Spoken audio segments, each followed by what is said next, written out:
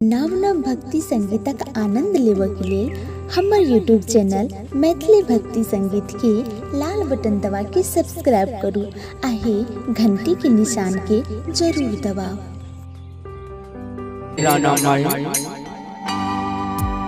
हो दीनानाथ हे छठी माई।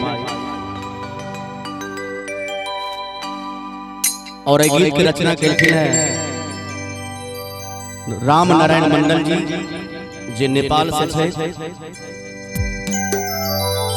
छठी मैया बाजी ना तिरिया खोइछा लेने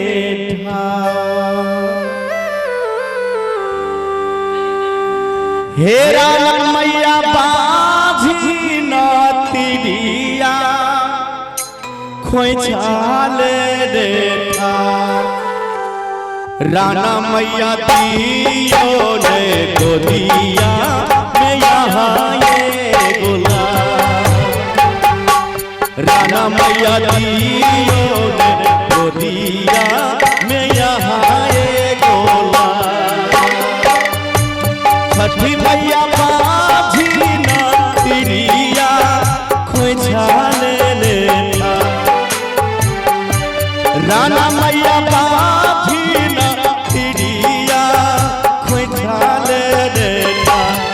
मैया दियो ने गोदिया में यहाँ ये गोला। राना मैया दियो ने गोदिया में यहाँ ये गोला।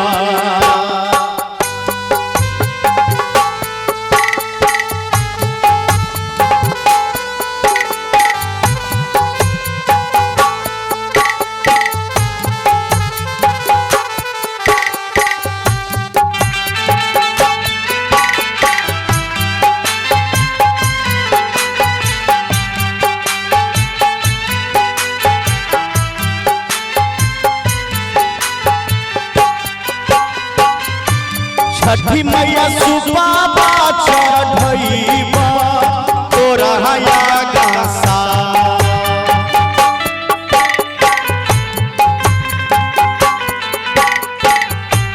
रोना मैया सुबाबा चढ़ैबा तोरा या गासा।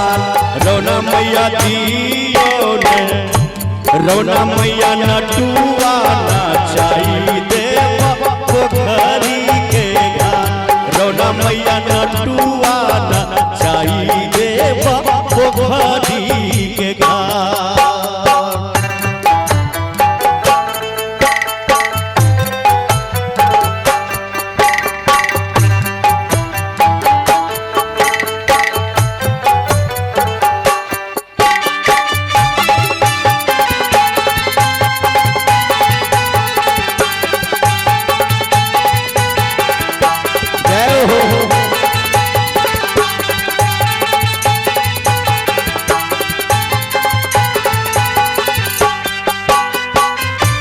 छठी मैया अन्हारा से भगतो जल में छाता।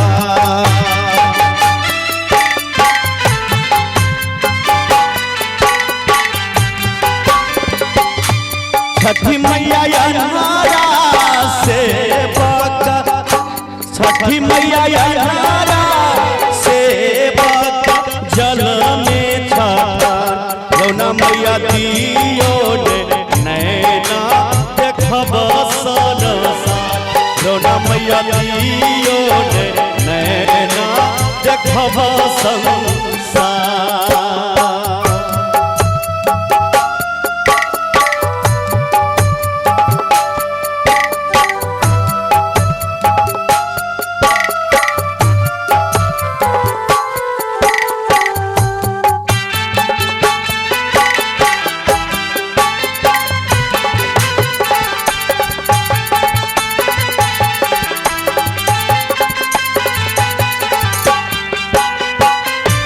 छठी मैया केरा घर चढ़ैबा तोरे या गासा।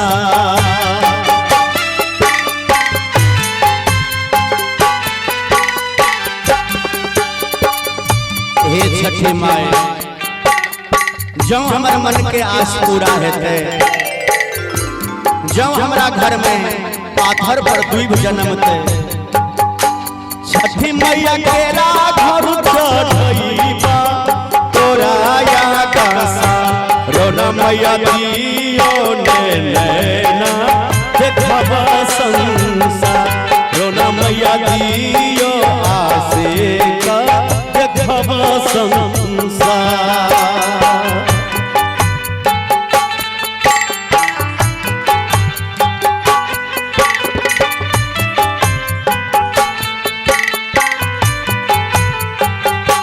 ए माई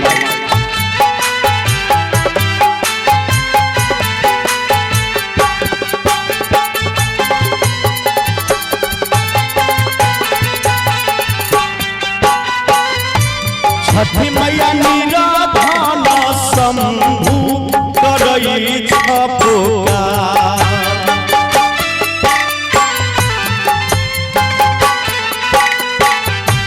छठी मैया निराधान शंभु करई छपुकार।